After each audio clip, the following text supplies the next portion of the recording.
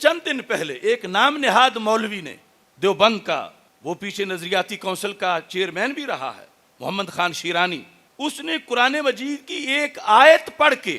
Israel को तस्लीम करने का दावा किया है। उस पर इसराइल के अंदर जश्न मनाया गया है। रवा टाइम कादियानियों ने उसको एप्रिशिएट किया है कि देखो पहले तो दूसरे दावा करते थे, अब ये इनका मौलवी है, चेयरमैन रहा है नजरियाती काउंसिल का, और वो ये कह रहा है और कुरान पढ़ रहा है और सात उलमा को दावत दे रहा है, या कौम उदखुलुल अर्दल मुक़द्दसा अल्लती कतबल्लाहु लकुम, कि ये तर्जमा करके कि रब ने ये फलस्तीन वाली जमीन तो यहूद को अलाट की हुई है, अलाट की हुई है, ये उसने लफ्ज बोल के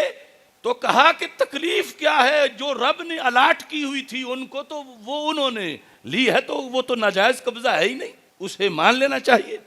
ये उलमाए देवबंद जमीयत उलमाए इस्लाम का मोहम्मद खान शीरानी, यानी ये बात तो कोई आम छोटी सी मस्जिद का मौलवी भी करे, मौलवी तो क्या आम कोई लिबरल एंकर भी करे, हमसे हजम नहीं होती। और इतना बड़ा लीडर, और वो प्रेस कॉन्फ्रेंस करके, और उस पर इसराइल तक तबसरे हो रहे हैं इंग्लिश में कि देखो ये अनपढ़ मुल्ला जो है वो तो कहते हैं इसराइल तस्लीम ना करो, और ये पढ़ा हुआ है इसने तो आयत से साबित कर दिया है कि इसराइल को माज़अल्लाह तस्लीम किया जाए। और उधर अरब हुक्मरान हैं, वो पहले ही लेटे हुए हैं, और बल्कि खुद मान ही नहीं गए, हमारे मुल्क को भी मजबूर कर रहे हैं कि तुम भी इसराइल को मानो। अब ये सारी चेन, और फिर इसको मजहब का रंग दिया जा रहा है, कुरान के जरिए कतबल्लाहु लकुम से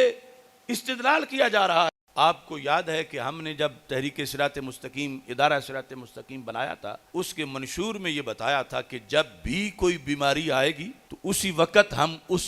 पर स्प्रे करके जरासीम उसके ख़त्म करेंगे। वह गाजी मुमताज़ हुसैन कादरी साहब वाला मसला जो था, किसी की ऊंची सांस उस वक्त सुनाई नहीं देती थी जब हम लाहौर से कारवां लेकर गाजी के घर तक गए थे। किसी को जुमे पर बोलने के लिए अभी लफ्ज नहीं आ रहे थे कि गाजी के बारे में गाजी बोलना जायज़ है या नाजायज़ है, इसे दहशतगर्द और कातिल कहें या इस्लाम का हीरो कहें। बड़े बड़े मुफ्तियों ने फ़ोन ही बंद किए हुए थे। ये खुदा का ख़ास फजल है कि बंदा नाचीज़ ने उसी वक़्त 9 जनवरी को 4 का ये वाक़या था, तो आप में से बहुत से लोग शामिल होंगे, ईवान इकबाल के अंदर मुफक्किरीन, जजेस, वकला, शुयूखुल हदीस के सामने तकरीबन 4.5 घंटे दलाइल देकर ये साबित किया था कि ये दहशतगर्द नहीं, उम्मत की आंखों का तारा है। आज इस मौका पर हमारे जीते हुए कुरान के मानी बदलकर, कुफर का रास्ता दिखाकर इसराइल को तस्लीम करने की तकरीरें की जाएं, तो हमारे जीने का फिर फायदा क्या है। इंशाअल्लाह 3 जनवरी का जो सेमिनार है उसमें इस आयत का जो सही मतलब है उस पर बंदा नाचीज पूरा मकाला पेश करेगा। खुद इस आयत से पहले, इसके बाद, खुद इसके अल्फाज के लिहाज से जो 14 सदियों में सहाबा से लेकर आज तक उम्मत में जो माना पढ़ा लिखा जाता रहा, जो कुरान की मंशा है, जो सहाबा को सरकार ने पढ़ाया है, वो साबित करके बताऊंगा कि ये शीरानी ये यहूद की बोली बोल रहा है, ये कुरान में ये मतलब है ही नहीं जो वो निकालना चाहता है। और अब लाइव मैं उसको और उसके समेत कोई भी इसराइल को तस्लीम करने का जो हामी हो वो मुनाजरा करना चाहे